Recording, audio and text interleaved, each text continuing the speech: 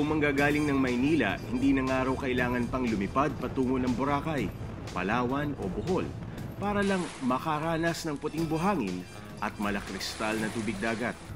Dahil halos 3 oras lang sakay ng motorsiklo, mararating mo na ang bayan ng San Juan sa Batangas, kung saan hindi na rin daw magpapahuli ang malaparaiso nitong dalampasigan.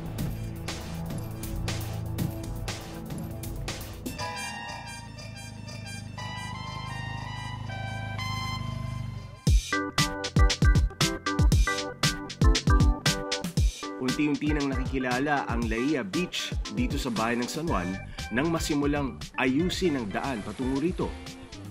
Kasabay ng pagsulpot ng mga naglalakihang resort at bahay-pahingahan sa baybayin nito.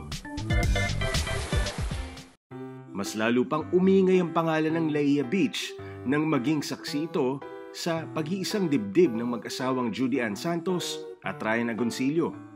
Mula sa baybayin nito, tanaw na ang Mount Dagulgol sa di kalayuan.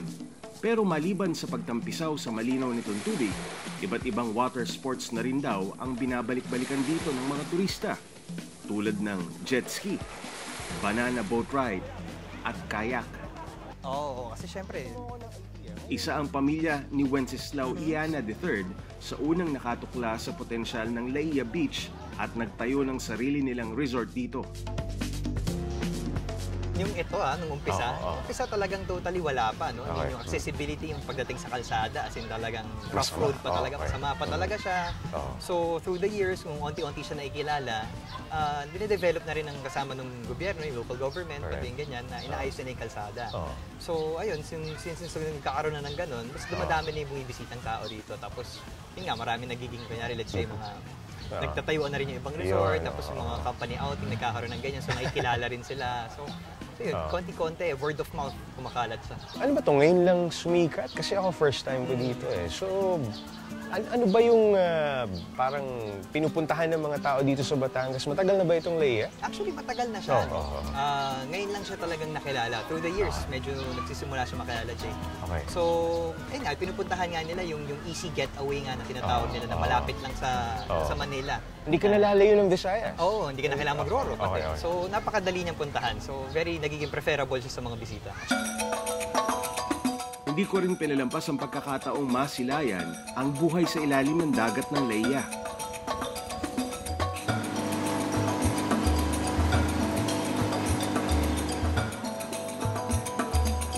Maglalakbay tayo ng mga 10 minuto gamit ng bangkang ito para silipin niyo yung pinagmamalaki ng Laia, yung mga nagagandahang corals at yung mga makukulay na isda.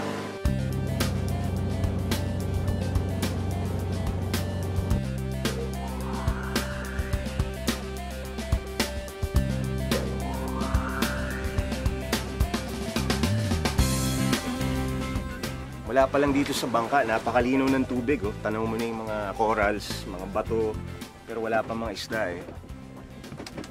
Okay, tara. Saan kuya? Saan tayo?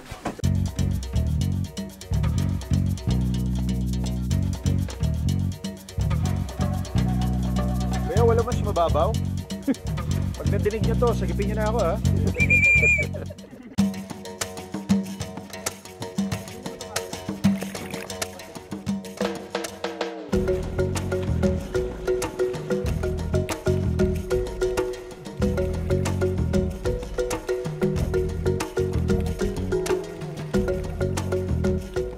Di na kailangang umabot sa malalim na bahagi ng dagat para masaksihan ng kamanghamanghang aquatic life dito. Hindi pa gaano kalayo doon sa pampang ng Laia. Makikita mo na yung magagandang corals dito. Tapos may mga kumpulan din ng isda banda rito. Ayos, ganda.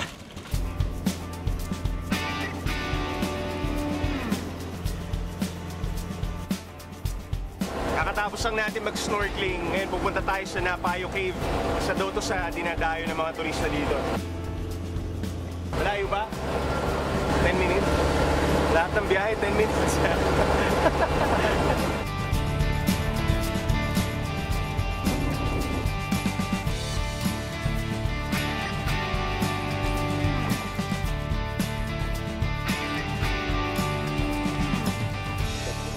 Dinarayo rin ng mga turista ang Napayo Cave kung saan naman matatagpuan ang samut-saring rock formations.